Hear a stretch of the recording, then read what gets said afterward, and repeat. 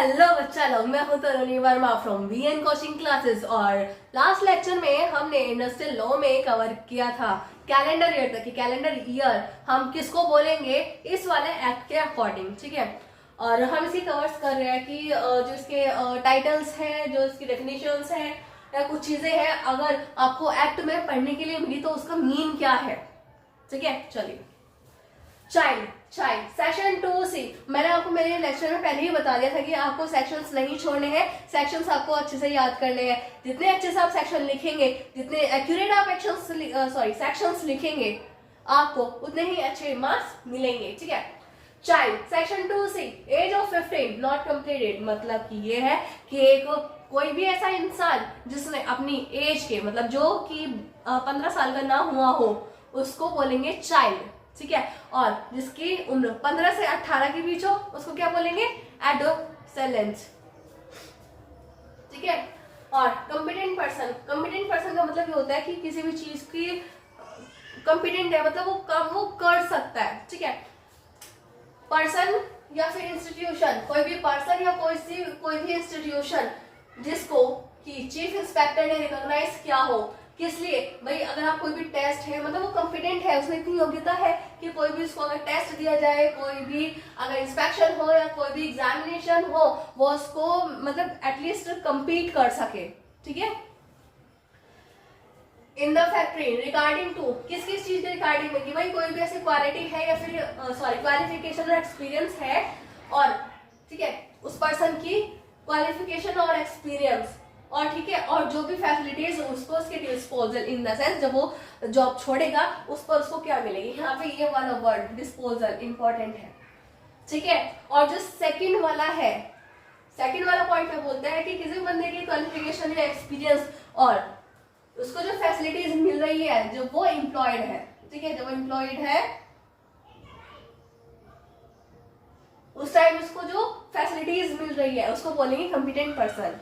अच्छा, आप मुझे एक बात बताइए कि जब प्राइवेट सेक्टर में किसी को भी हायर किया जाता है या फिर गवर्नमेंट सेक्टर में भी, गवर्नमेंट सेक्टर में तो खैर एग्जामिनेशंस का अलग अलग होता है सिस्टम कि आपको एग्जामिनेशन क्रैक करना पड़ेगा तब आपको जॉब मिलेगी, बट प्राइवेट सेक्टर में वो क्या बोलते हैं कि आपकी कॉम्पिटेंसी कितनी है, आपकी योग्यता कितनी है, आपकी क्षमता कितनी है कि आप कोई भी टास्क को कंप्लीट कर सको, और उसी बेसिस पे आपको फिर सैलरी ऑफर की जाती है ना। ऐसे यहाँ पर है कि फैक्ट्रीज एक्ट के अकॉर्डिंग आपकी क्वालिफिकेशन, आपका एक्सपीरियंस कितना है, ठीक है, जिसके बेसिस पे आपको क्या फैसिलिटीज मिल रही है आपके डिस्पोजल पे, मतलब कि जब आप वो जॉब छोड़ेंगे, ठीक है। और जो सेकंड वाला पॉइंट है वो बोलता है कि आपकी क्वालिफिकेशन या एक्सपीरियंस क्या है, उस पर्सन की क्वालिफिकेशन एक्सपीरियंस क्या है एम्प्लॉयमेंट के दौरान, ठीक है, जब वो एम्प्लॉयड है किसी भी इंस्टीट्यूशन में, ठीक। Young person section 2D, either child और एडोलेसेंट। चाइल्ड जिसने अभी अपनी 15 की एज कंप्लीट ना की हो, ठीक है। और एडोलेसेंट को किसको बोलेंगे, जिसकी एज अभी 15 से 18 के बीच हो, ठीक है, क्योंकि 18 के बाद उसको अडल्ट बोलेंगे, जो कि हमने पिछले लेक्चर में भी कवर किया था। और डे सेक्शन 2E, ठीक है। Day a period of 24 hours, 24 घंटों का वो टाइम जो कि स्टार्ट होता है रात के टाइम से, ठीक है, आधी रात को जो स्टार्ट होता है। और आधी रात क्या बोली जाती है हमारे, मतलब जो मोस्टली मानी जाती है रात के 12 बजे, ठीक है। तो आधी रात से जो आपका टाइम स्टार्ट होता है अगले दिन तक के 24 घंटों का टाइम पीरियड कहलाएगा क्या, डे, ठीक है, day. Then week section 2F, 7 days का वो time, a period of 7 days begin at midnight on Saturday night, ठीक है, शनिवार की रात को मतलब सैटरडे नाइट से या फिर सैटरडे की जो मतलब नाइट जाती है उससे लेके अगले सैटरडे की नाइट तक जो पूरा 7 days का पीरियड होता है उसको बोला जाएगा वीक, ठीक है। अब आप ये सोचेंगे कि ये मैं मतलब बहुत नॉर्मल है, ये चीजें मालूम होती है लोगों को, पर मैं फिर भी आपको इतना एलैबोरेट करके क्यों बता रही हूँ, वो इसलिए क्योंकि हम लॉ पढ़ रहे हैं और लॉ में ना कुछ वर्डिंग्स, कुछ टाइटल्स या फिर जो कुछ भी चीजें हैं ना, कुछ भी नोट्स हो गए वो थोड़े से ना चेंज हो जाते हैं, ठीक है। कोई भी वर्ड्स होते हैं उनका मीन हल्का सा चेंज हो जाता है। जैसे चाइल्ड हम किसको बोलते हैं, भाई 18 से छोटा है, 18 की इसकी एज नहीं हुई है, वो छोटा है। बट यहाँ पे चाइल्ड किसको बोला गया है, जिसकी एज 15 कंप्लीट नहीं हुई हो, ठीक है। और एडोलेसेंट किसको बोलेंगे, भाई जो 15 से 18 के बीच में हो, ठीक है जी। देन और approved by the chief inspector of factories in particular area. और कहीं कहीं किसी किसी पर्टिकुलर एरिया में वहां का जो चीफ इंस्पेक्टर होगा, अगर उसने कोई पर्टिकुलर डे या फिर पर्टिकुलर टाइम पीरियड फिक्स किया है, उसको हम वीक बोलेंगे, ठीक है गाइस। आपको सिर्फ ये लिख के नहीं छोड़ देना है सैटरडे नाइट तक, ठीक है। आपको ये एग्जाम में पूरी लाइन लिखनी पड़ेगी कि 7 डेज का वो टाइम जो कि सैटरडे की नाइट से स्टार्ट होता है, या फिर और किसी भी पर्टिकुलर एरिया में कोई भी ऐसा टाइम पीरियड जो वहां के चीफ इंस्पेक्टर ऑफ फैक्ट्रीज, मतलब जो फैक्ट्रीज का चीफ इंस्पेक्टर है, उसने वो टाइम पीरियड अप्रूव किया है, उसको हम वीक बोलेंगे, ठीक है। Next, transmission machinery. ट्रांसमिशन का सबसे पहला मीन क्या होता है, ट्रांसमिशन का छोड़ना, ठीक है।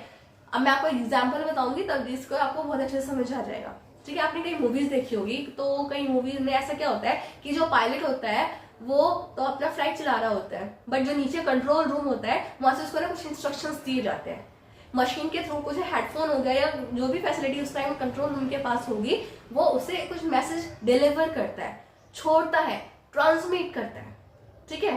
उसको क्या बोलेंगे, ट्रांसमिटेड, ठीक है। और जिसने लिया है वो, मतलब जो पायलट है जो फ्लाइट चला रहा है, उसने वो मैसेज रिसीव किया, तो उसको क्या बोलेंगे, रिसीवर। तो ऐसे ही ट्रांसमिशन मशीनरी, ऐसी मशीनरी जहां से जो भी मतलब पावर है वो ट्रांसमिट होती है प्राइम मूवर से, ठीक है, जो पावर को ट्रांसमिट करता है, छोड़ता है या फिर आगे उसको सप्लाई करता है, ठीक है। Any device by motion of prime mover, किसी भी मशीन के चलने से कोई भी ट्रांसमिशन हो रहा है, ठीक है। और रिसीव बाय एनी मशीन और अप्लायंसेस, आपने पावर ट्रांसमिट कर दिया, आपने पावर ट्रांसमिट किया तो कोई ना कोई तो उसको ग्रैब करेगा ही, कोई ना कोई तो उसको रिसीव करेगा, ठीक है। तो ट्रांसमिशन मशीनरी उसको बोला जाता है जहां से पावर रिलीज होती है या फिर जहां से कोई भी वो चीज रिलीज होती है, ट्रांसमिट होती है, ठीक है। तो चलिए गाइस, आप ये देख लीजिए, जिसको नोट्स बनाने हैं बना लीजिए।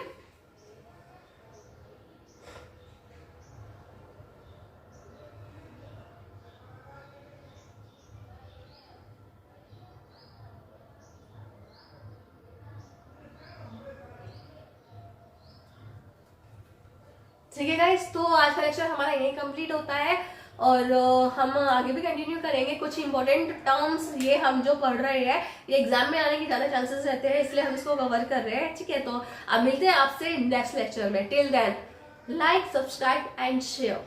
Thank you.